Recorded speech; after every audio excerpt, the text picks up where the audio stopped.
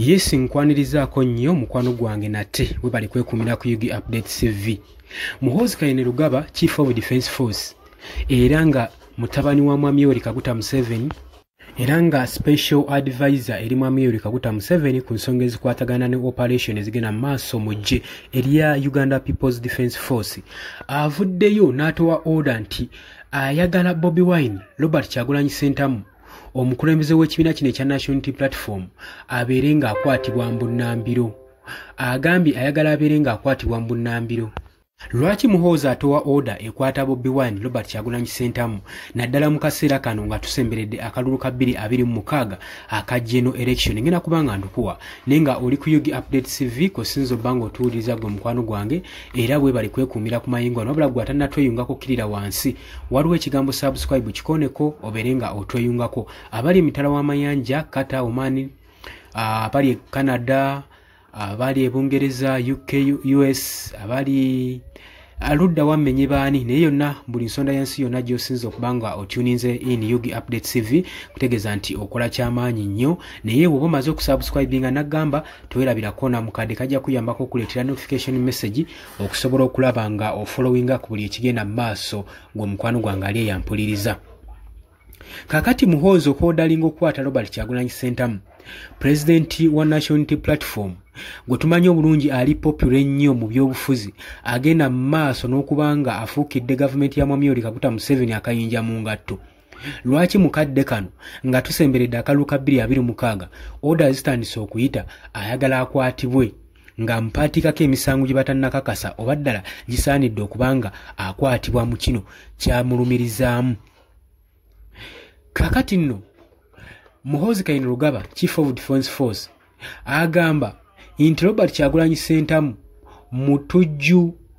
era mukulembeze w'abalebo. We twogera ku balebo tuba twogera abayeekera. Agamba nti ono muyeekera agenda mu maaso n'okuyeekera gavumenti ya kitaawe eya Mwami Yoweri Kaguta Museveni. Chief of Defence Force General Muhoozi Kainerugaba agenze mu maaso era ng'akikkaatiriza nti wabeerewo immediate arrest Robert Kyagulanyi Ssentamu amwetaaga ali munda. Ffe gwe tumanyi ng'obulungi omukulembeze w'ekibiina kino ekya National Unity Platform muzikiriza nti Muhoozi Kainerugaba, Chief of Defence Force, amwetaaga ali munda, tamwetaagirako ddala wabweru.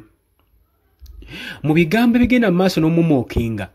mu statement ye gyakoze ku mukutu gwe ogwa social media General Muhoozi Kainerugaba, era ng'agenze mu maaso n'okuyita Robert Kyagulanyi Ssentamu okubanga omukulembeze w'abayeekera.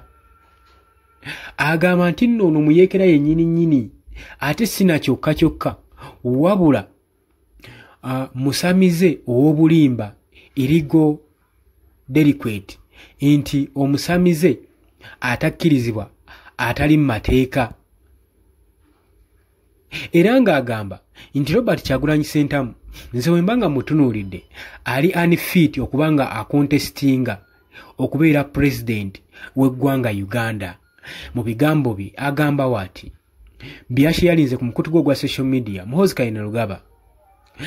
okubanga agenda maaso n'okugamba nti no police arrest Bobi Wine immediately, hold him until you bring him to me. I personally consider Kabobi a rebel leader who is a fair game for elimination. Muhoozi Kainerugaba agamba nti police mu bwangu ebeerenge mukwate Robert Kyagulanyi Ssentamu, omukulembeze w'ekibiina kino ekya National Unity Platform, paka we banaamutwalira. Agamba ye nga Muhoozi Kainerugaba ono amutwala okuba atwala Robert Kyagulanyi Ssentamu gwayise Kabobi, amutwala okubanga mukulembeze w'abayeekera mu ggwanga abayeekera gavumenti ya kitaawe, era ng'agamba ono alabanga ekintu ekiri fair game okubanga basobola okubanga bamugjawo mu bunnambiro, basobola omweliminatinga mu bunnambiro. Bino bibadde bigambo bya General Muhoozi Kainerugaba okubanga aniikina eminga Robert Kyagulanyi Ssentamu, omukulembeze w'ekibiina kino ekya National Unity Platform, okubanga amuyita Kabobi, era ng'agamba nti ye bw'aba amutunuulidde alaba nga tasobola kwemeggana kitaawe wadde n'omulundi n'ogumu n'omutono gwe mukwano gwange ali eyampuliriza.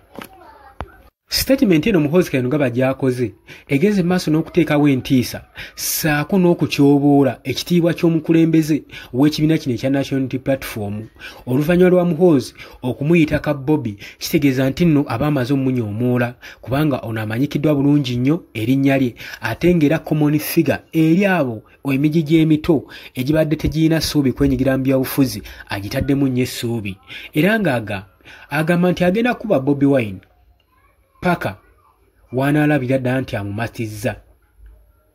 ng'agamba agezeeko bugeza kwatula linnya lyange oba linnya lya famire erinnya n'erimu mu famire yange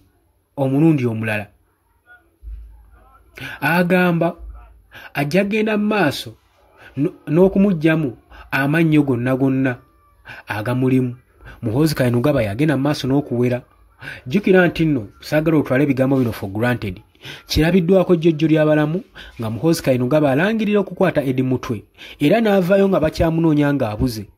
n'abagamba nti no Eddie Mutwe yamuyina amuterese mu basement ye agezaako kubanga amuyigiriza Lunyankole era ebyaddiridde twalabye ng'ebifaananyi bya Eddie Mutwe bifulumizibwa ku mikutu egya social media era nga Chief of Defence Force Muhoozi Kainerugaba yagezaako yagenda mu maaso n'okubanga abifulumya era nga biraga embeera ya Eddie Mutwe ng'ali bubi nnyo ng'asaliddwako enviiri ng'akinyuziddwa ng'atokyalingiddwa ng'asigaddeko kikuba mutwe ate n'oluvannyuma n'atwalibwa mu kkooti ebyo mwabirabye so saagala munyoome ebigambo bino Muhoozi Kainerugaba byagenda mu maaso n'okutandinga ku point Robert Kyagulanyi Ssentamu era Robert Kyagulanyi Ssentamu yeekubidde omulanga n'enduulu agamba tali seefu kubanga ono bamulabyeko enfunda eziwera ng'awamba abakulembeze abali ku ludda oluvuganya gavumenti abali ku opposition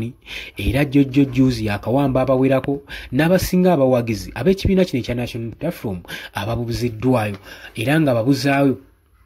tebanaba kubanga bamutegeera naye Muhoozi engeri gy'avuddeyo ne yeerangirira kati agamba bamanyi omuntu agenda mu maaso n'okuwamba abantu baabwe. Robert Kyagulanyi Ssentamu yali amanyikiddwa nnyo nga munnakinku mu music eyakyusa olutambi n'adda mu byobufuzi era kati nga vocal critics agenda mu maaso n'okuba nga akulitsayizinga Mwami Yoweri Kaguta Museveni ne administration ye kwebyo ebigenda mu maaso okuba nga bateeka kufuga bbi mu Uganda. Ono nno amanyikiddwa nnyo mu ggwanga n'aggambye dda okuba nga awadde emigi gy'emito essuubi ery'obyobufuzi ng'abateeka mu hope ng'abalaga nti buli kintu kyonna kyonna kisoboka osobola okukyusa embeera era n'eggwanga lyaffe lisobola okukyusa. Okuba nga yeeyongedde okuba nga ali popular kimufudde okuba nga ali centralized figure mu ggwanga